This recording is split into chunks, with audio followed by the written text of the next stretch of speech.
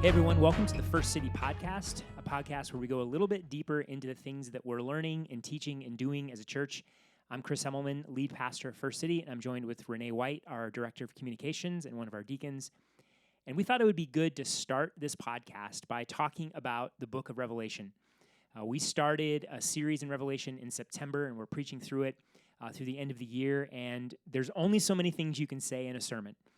Revelation is this beautifully complex book full of vivid imagery, lots of pieces that are mysterious and sometimes confusing. And if you've ever studied Revelation, you know there are lots of interpretations and takes on this book.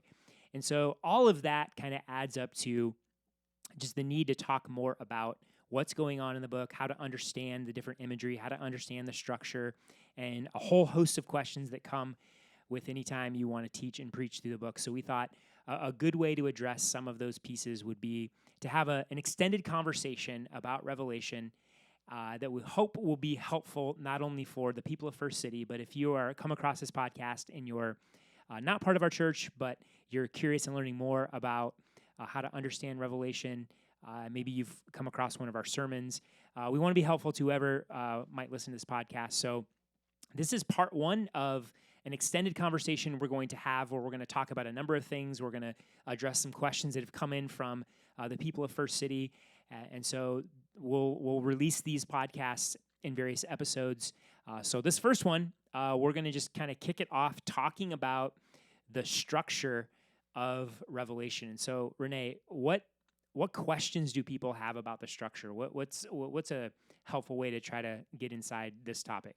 It seems like a lot of questions people have to do with specific things within Revelation, and so it feels like if we can get a good foundation of what our view is, that'll start answering some of those questions. Yeah, that's a good point.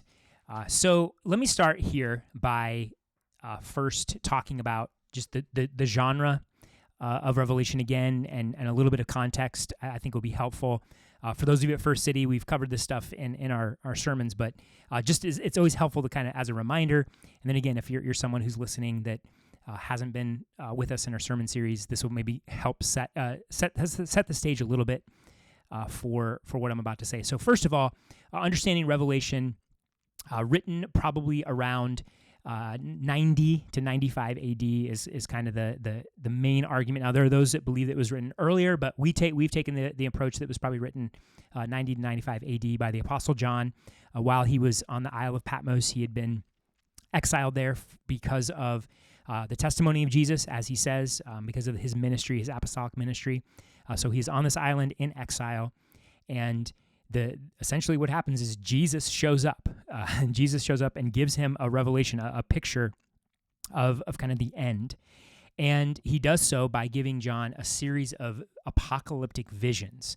Now, the key word there, apocalyptic, because the types of visions here have a particular character, specific types of imagery, and that affects how we interpret the book. And so apocalyptic literature uses very vivid imagery, symbolic imagery, to communicate particular spiritual truths, usually about a certain endpoint in history or a time in history. So we see this in the Old Testament as well, but in the New Testament. And so the key to understanding apocalyptic literature is recognizing that it is symbolic, that these images are not to be taken literally, though they point to literal events in some ways. They're talking about things that will happen. It's highly symbolic. And so to understand Revelation well, you have to understand the symbolism and the imagery that is being communicated. And to do that, you have to understand that the majority of Revelation, the imagery, is taken from the Old Testament. When we don't read it through the lens of the Old Testament, often what can happen is we try to import kind of our modern perspective on those images. We start to read, and we'll talk about this as one of the interpretive approaches, is to kind of read into the imagery current events and try to say, this event that's happened in this part of the world represents this image, rather than going back to the Old Testament and letting Scripture interpret Scripture. And so the imagery is taken from the Old Testament and then derives its theological meaning largely from the Old Testament, but interpreted through the lens of the first and second coming of Christ. And so that's the important shift that takes place with the imagery, is that now we're interpreting this through the gospel, through the lens of Jesus. Are there parts of Revelation that we should take literally? And if so, how do we know which parts we take literally and which symbolically? Such a good question. Yeah, that's a question that I think we're getting often from folks at First City. So I would say it this way.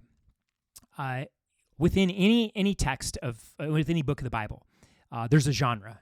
So you have apocalyptic literature like Revelation. You have historical narrative, which the majority of the Bible is. You have epistle, which most of the New Testament. You have gospel, which is a form of narrative. You have poetry, the Psalms. You have law code. So you have all these different types of genre, and each genre has its own sort of rules to reading. And we recognize this. You read different types of text based on the genre. It kind of gives you the clues of how you're supposed to understand the language. So if you're reading poetry, you recognize largely not literal, lots of metaphorical language. With history, you're reading story, and so you're following the characters, you're following the plot.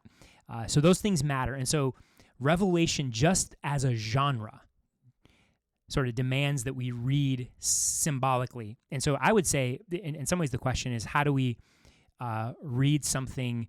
How do we know when we read something symbolic rather than literal?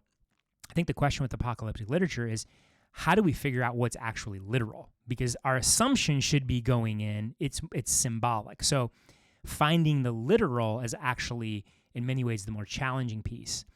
And so I think within Revelation, there are sort of signals that when we see there's kind of this transition point to a vision is being given. So typically like an angel, or in this case, Jesus shows up, which shows us that we have shifted into kind of the apocalyptic. The vision is going to happen.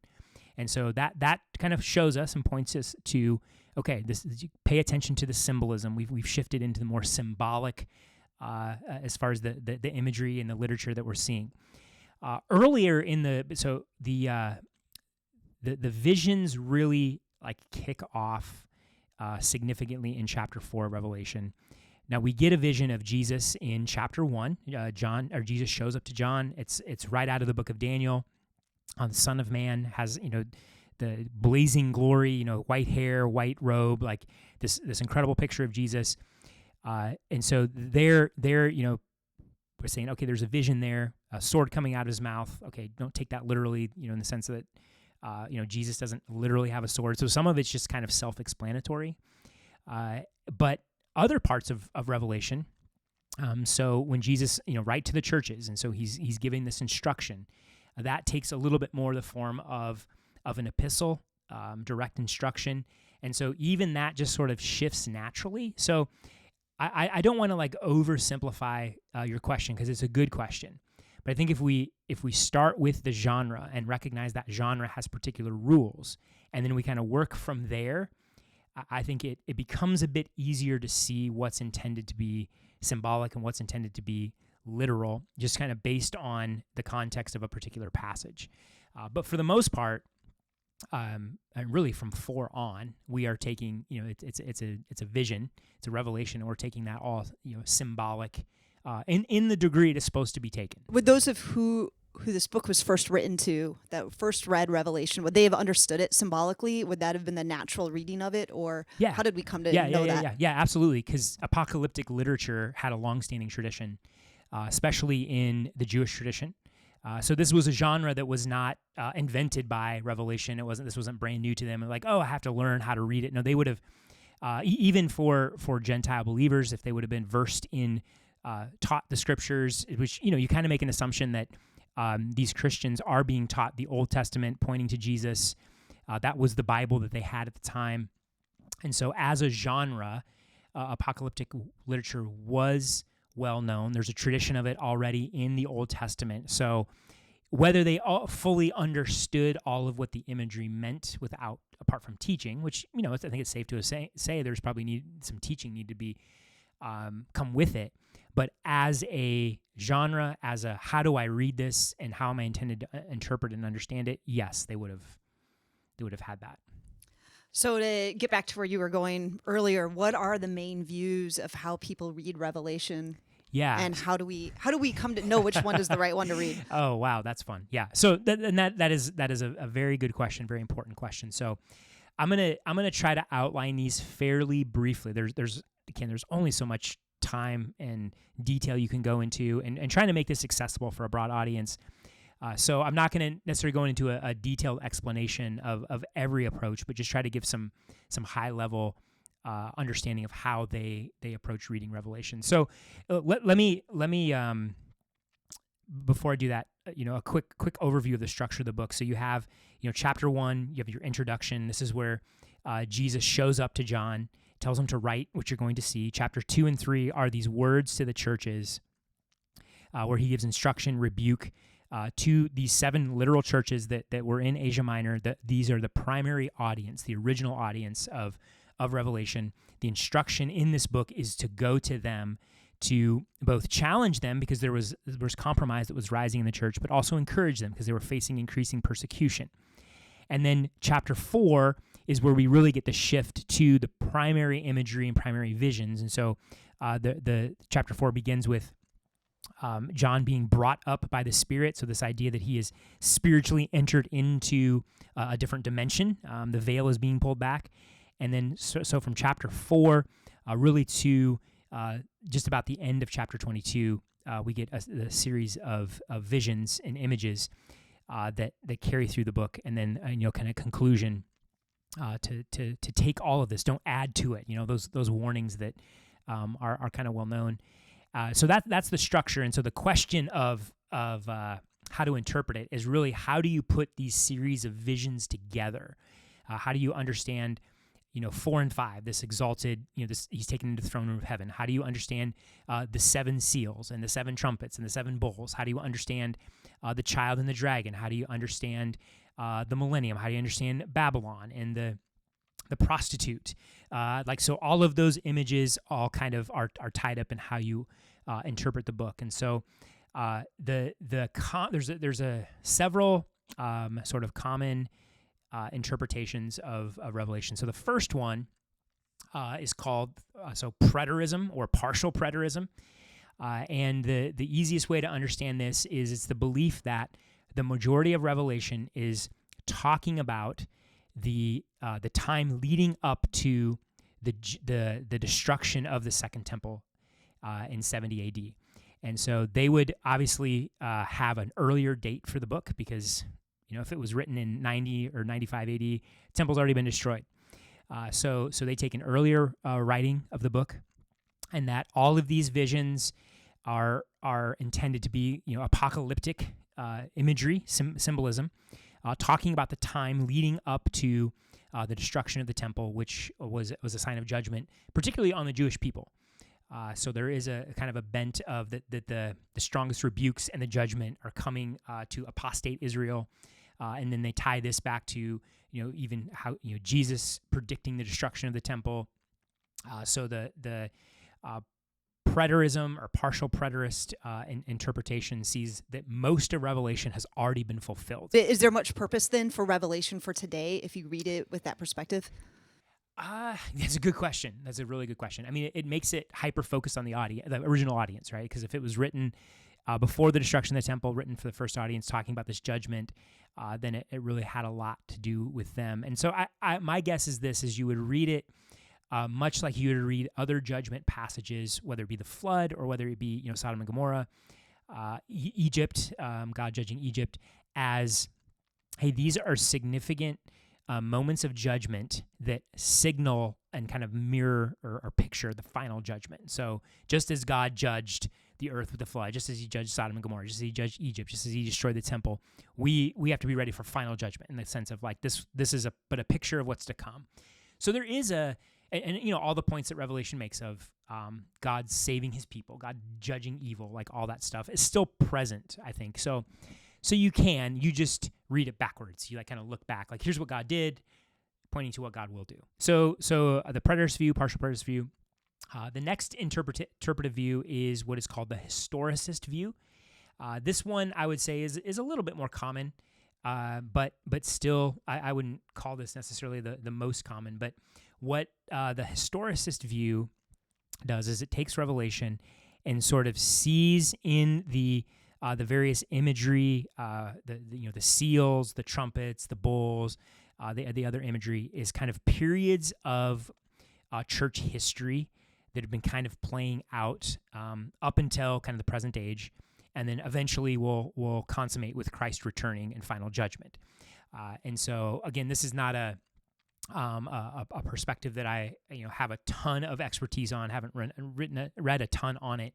But one of the things that it tries to do is it tries to take historical events and sort of match them with particular images in a general sense. I mean, some try to get really specific, but things like, let's say in our most recent past, like the rise of Hitler, or the some will read into it like the Protestant Reformation, or during the medieval times, the like bubonic plague and Black Death. So you just kind of look at these significant moments in history, and they try to map it onto different parts of Revelation. I think one of the challenges there is trying to associate a historical event with a particular image becomes an exercise in speculation that just, it feels like you're leaving the Bible. You're not doing exegesis. You're doing kind of more historical speculation.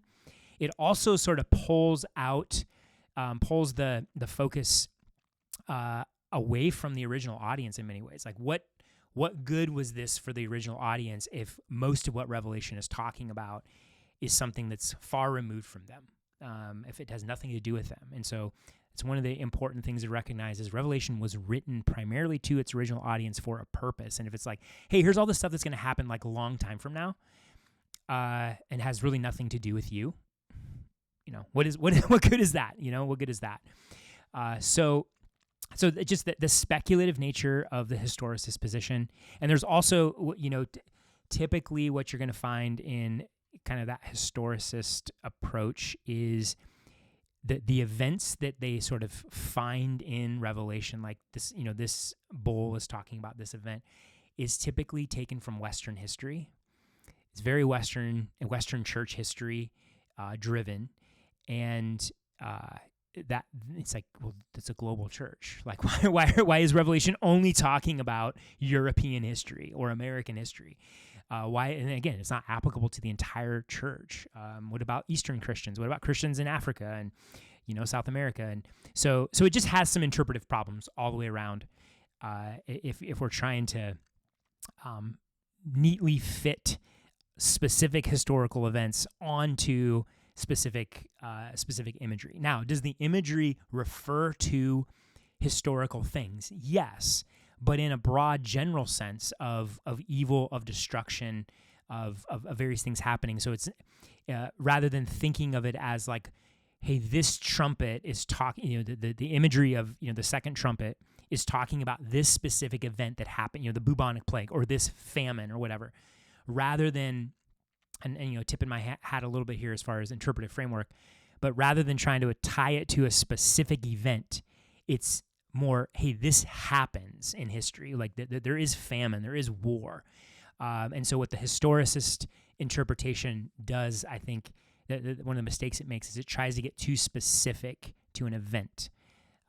And so, yeah. Is it the issue, would that be more the attempt to tie it to a specific event, or the fact that it's actually really just not tied to any specific event?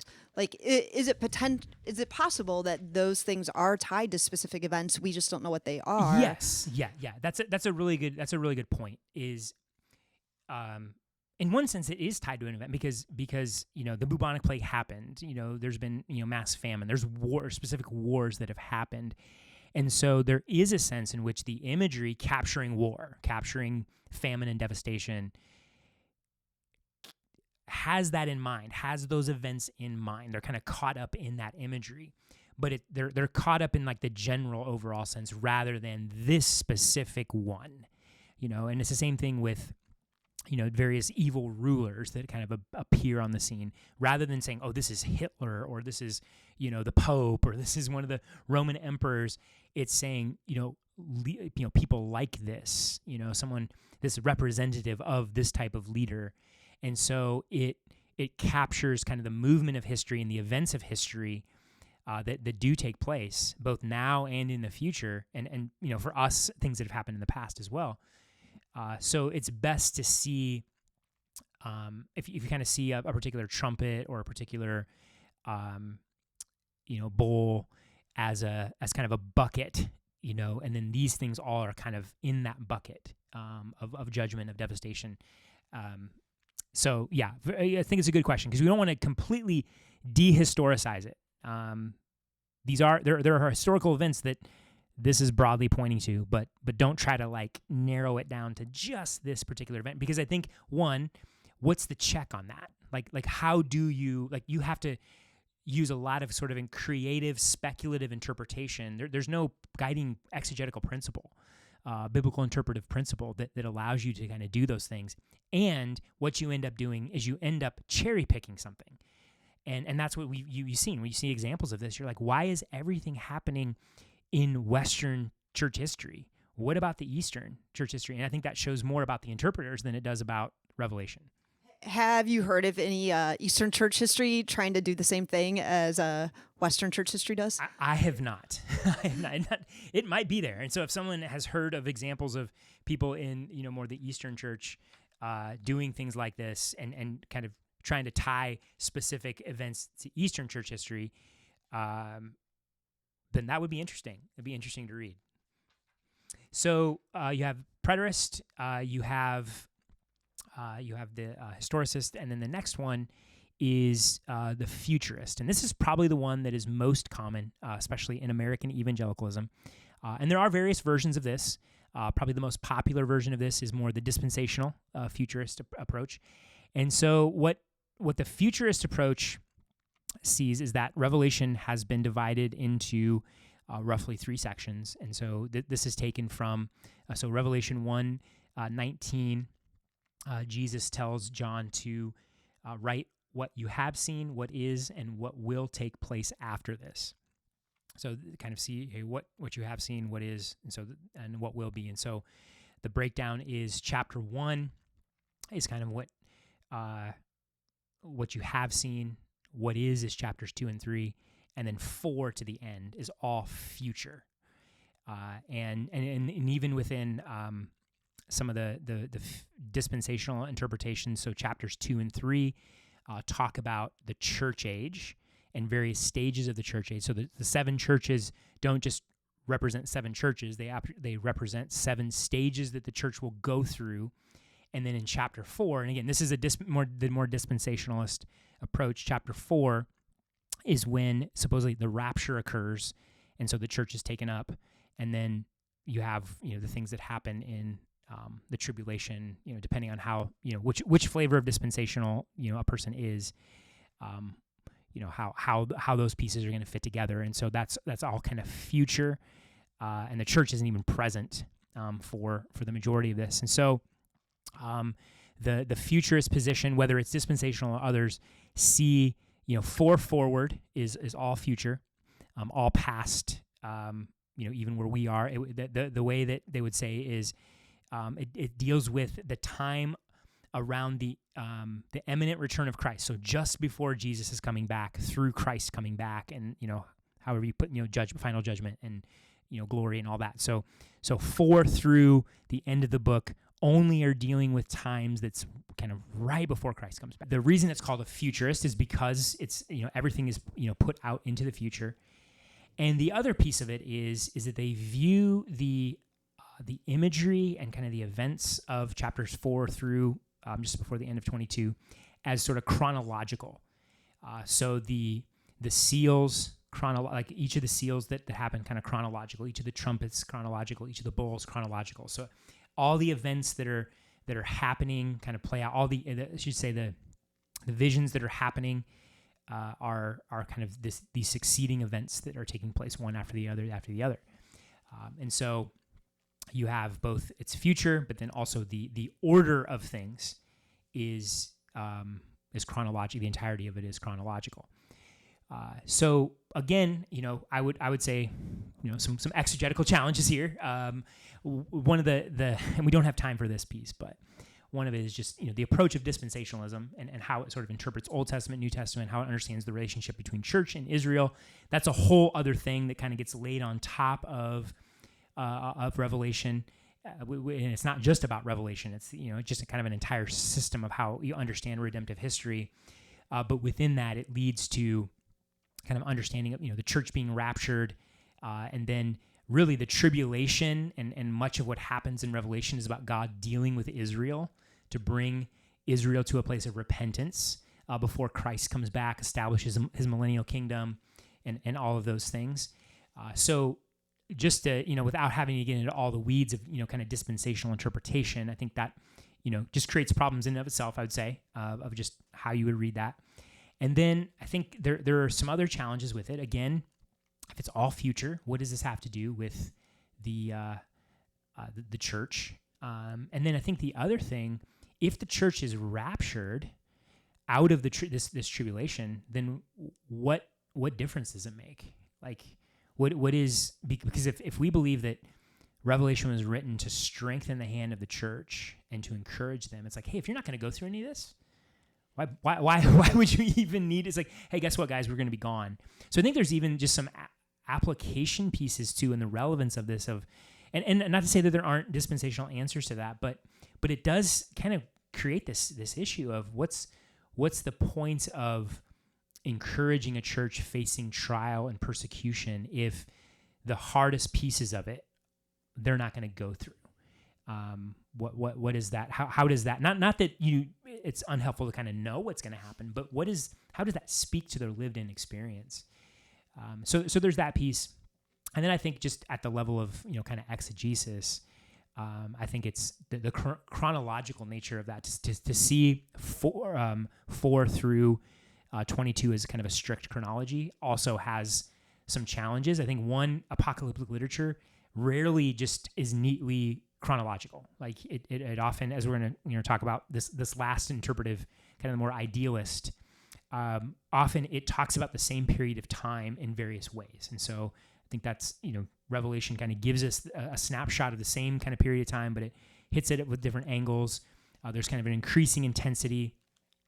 And there's good reasons to believe that exegetically. It's not just kind of inventing things.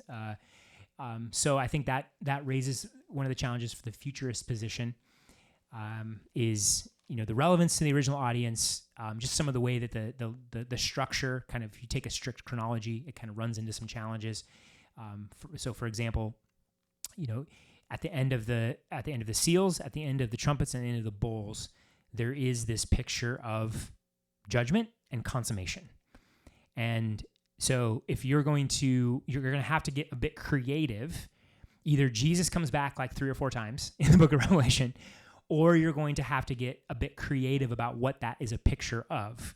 If it's not final consummation, then what is it? And I think that's one of the things that kind of a dispensational futurist approach has had to read into those passages, something that it's not talking about the final consummation. It's something else. It's a picture of what's going to come, but it's not fully that yet.